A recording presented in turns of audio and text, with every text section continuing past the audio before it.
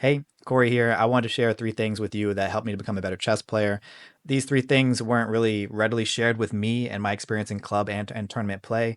I don't really know what that was about. Either people just didn't have this conceptualized, maybe they didn't understand what helped them become a better chess player, or there was some like gatekeeping involved and like people didn't want to readily share information that may be used against them. I'm not sure. But I'm happy to share them with you, and I hope it does help you to become a stronger player. But before we get into that, I would like to invite you to share with me any of the challenges that you're facing and what you think would help you to become a stronger chess player, right? So just comment below anything that comes to mind, and I mean anything and everything that comes to mind that may be preventing you from becoming a stronger chess player, and any ideas you may have that which you need to do, right? And that can be really anything that comes to mind, whether it's like doing more with openings, whether it's doing more with tactics, whatever. Which is interesting. That's kind of a segue to my first thing. Was like for me personally, I had to stop thinking about openings.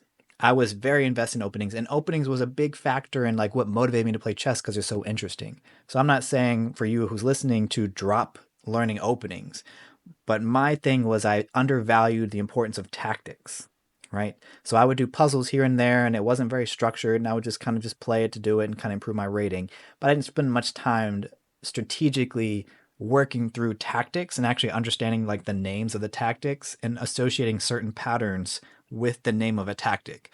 That way it became more easily and readily available for me as a player to identify what I should do in a given position.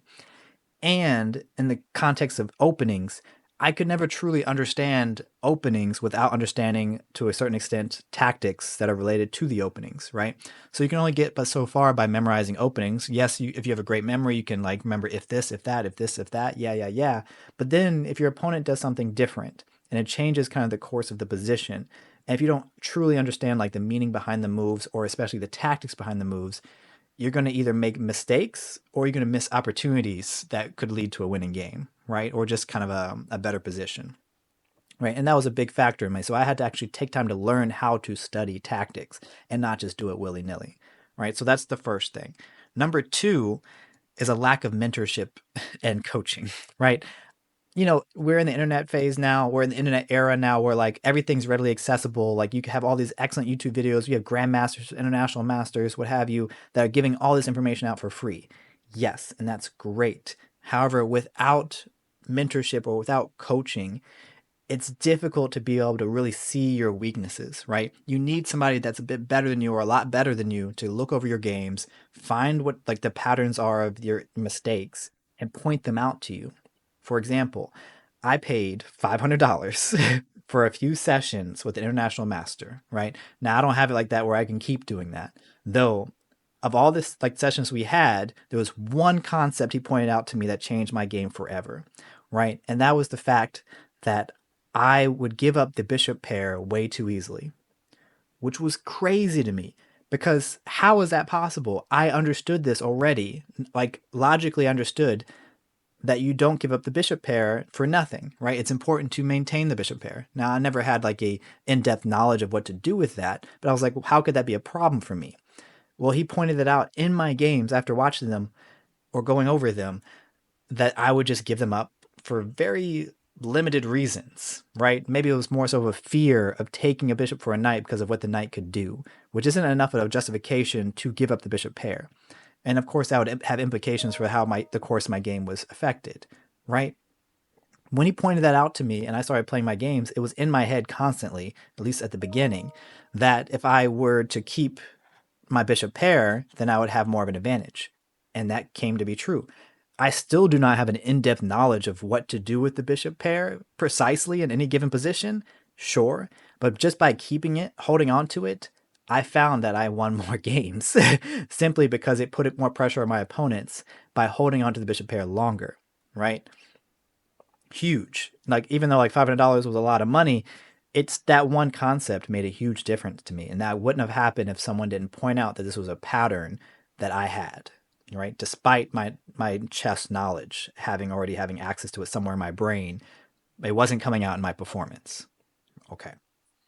Number three, and this is a thing that may be a little bit harder to kind of wrap your head around.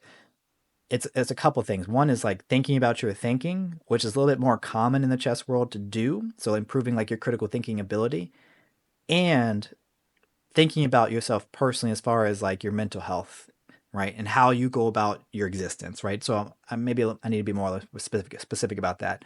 When you think about, let's say, anxiety, anxiety was a big issue for me, right? Going through school, if anything had to deal with anything that I was on display, whether it was like giving a presentation or some kind of talk in front of a group, it would be debilitating for me. I would be so anxious about it and I wouldn't be able to actually perform, right? Even if I did all this kind of extra work in the back end, by the time I had actually performed, I couldn't even get the words out now, or I'd be talking way too quickly, right? I never took a breath.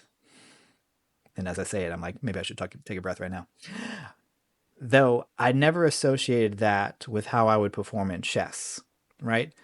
So it was interesting kind of correlation there where like as I got better at speaking in front of groups, as I got better at preparing and creating and like sharing presentations, I got better at chess slowly.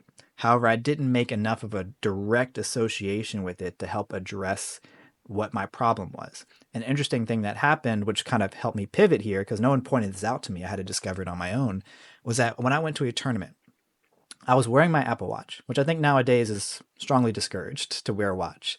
Though at the time I was wearing my Apple Watch and I was playing in a tournament against a much lower rated player than myself. And my watch was going off, right? I didn't know what it was. I thought all of a sudden, like someone was trying to blow up my phone, sending me a bunch of text messages. I thought maybe it was an emergency happening at home because my phone was like buzz, buzz, buzz, buzz, buzz, buzz. And after the game, what I noticed was my watch was freaking out about my heart rate. It was like it was thinking I was like doing some kind of strenuous activity, like I was like sprinting across the room or something, because it kept sending me these like warnings about my heart rate. It's like you're not moving, but your heart rate's through the roof, and I never noticed that.